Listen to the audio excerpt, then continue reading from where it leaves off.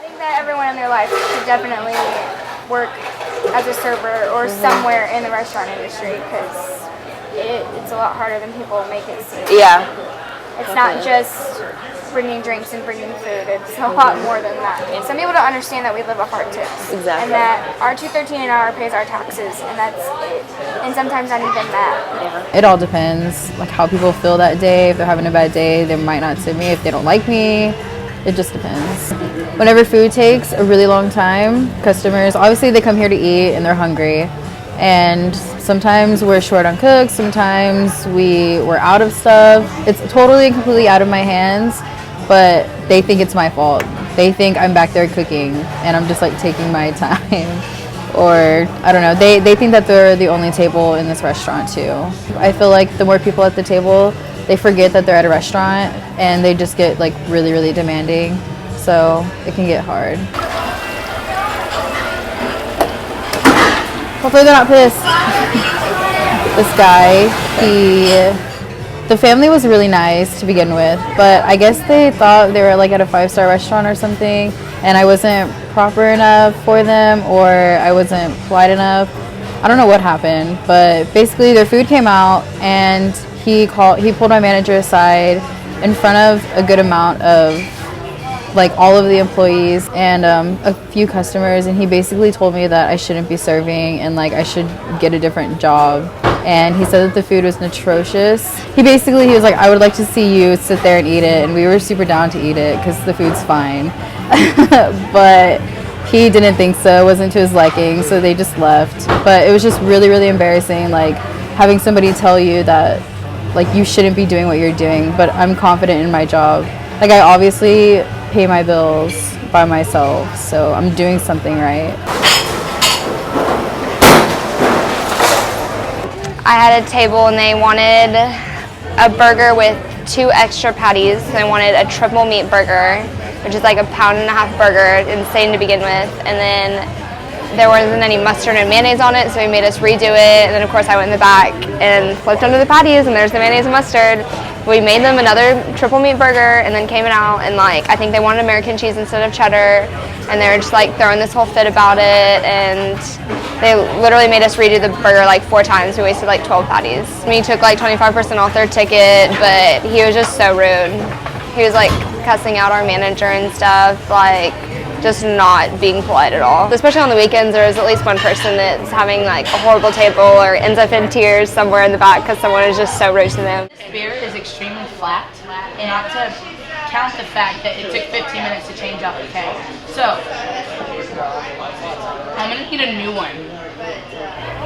You just have to learn not to let things get to you. It's gonna make your whole shift miserable. Like, don't let somebody who gave you a crappy time ruin your whole entire shift, because it's going to make it long and miserable. Once that table leaves, it's a new table. It's your new opportunity to at least try to have fun on the clock. Probably every time you serve, there's bound to be a table that it's a little bit different, difficult, comes in with an attitude, just snotty in general. Then I try to turn them around a little bit. I mean, I've done this for enough time, and this is my second job, so I don't really care if they're mad at me or if they think they're going to have a crappy service. So, I mean, I'm not going to go home and cry about it. Most of the people that get offended and stuff are people that haven't worked in the restaurant industry, because they don't understand all the concepts that have to come together for your server to give you good service.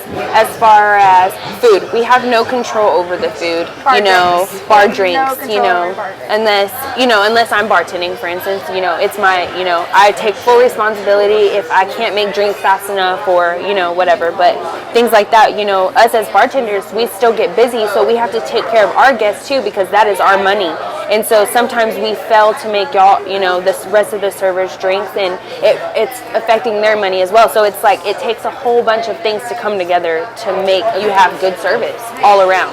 Since we're the person that they see, they don't put it all together like, well, why is my food taking so long? Or they always think that it's just us not doing our job. But like I said, it's mostly people that don't understand the restaurant industry. All in all, we are still human just like them, and we're no different. And you know, the tables that you did get that treat you like crap, you're like, you know, when I walk out of here, I'm just another you. I'm not your servant. Exactly. I'm your server.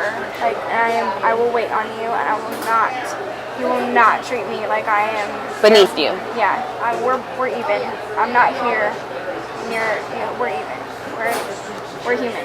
And that's the thing.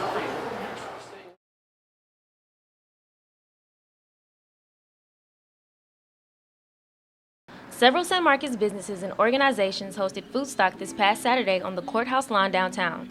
Food Stock is an event that happens 3 times a year.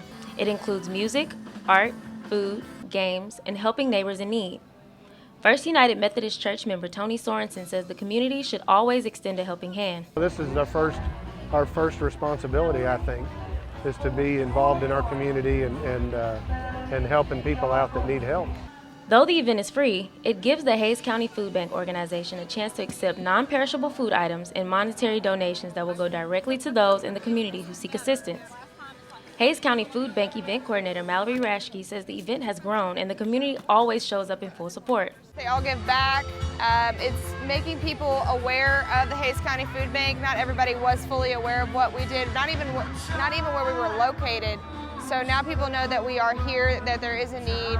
The event also included a turkey tackling hunger pep rally.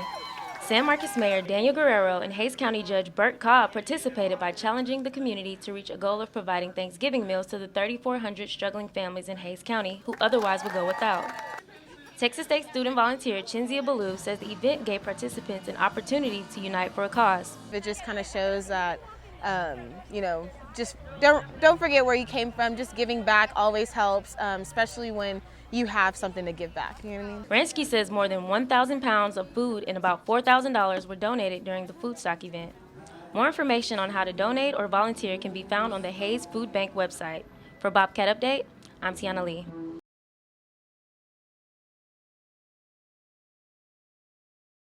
The construction project is almost finished, and the downtown streets are noticeably improved. I like the whole updating thing. It doesn't look like everything's from the 70s anymore. It's like everything's renewed, kind of like a rebirth of the downtown. So I really do like the new signs. It's like giving a better edge to the town. The San Marcos Main Street program is responsible for the preservation and economic revitalization of the historic downtown district. The program gives business owners an opportunity to apply for grants of up to $2,000 to revamp outdated signs and awnings. Therapy owner Suzanne Riley is pleased with the city's transformation. It's making big changes for the better, and it's due to, I think, the availability of this grant for people to utilize. I've seen a lot of signs pop up since the grant's been available. When people come in, we always ask them, especially if they're a walk-in, we ask them how they heard about us, and a lot of people say, "Oh, I saw your sign," which I find kind of funny that people came in because they like the sign, but it matters. Vagabond owner David Mars says it would be crazy for businesses not to take advantage of this grant. It all worked out. I got a new sign, got a new awning, I guess you could say a little facelift. It's up to code according to the city. I don't know, I think it looks good. Construction's over, ready to make some money. Business owners who are interested in applying for one of the signage grants can visit the Main Street Programs office at 630 East Hopkins for more information. For Bobcat Update, I'm Claudia Torres.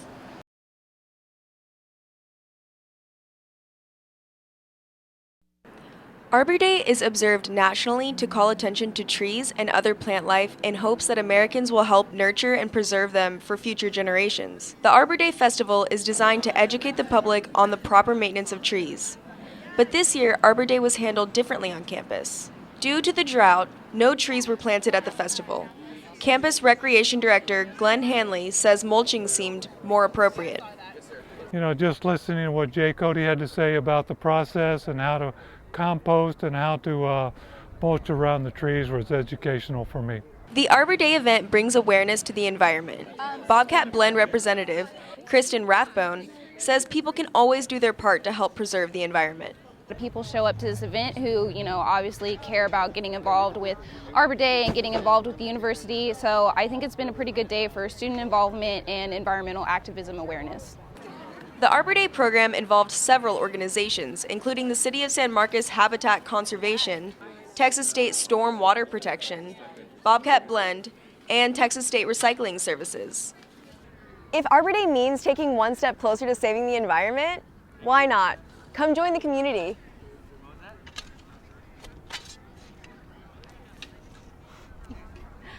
For Bobcat Update, I'm Kelsey Johnson.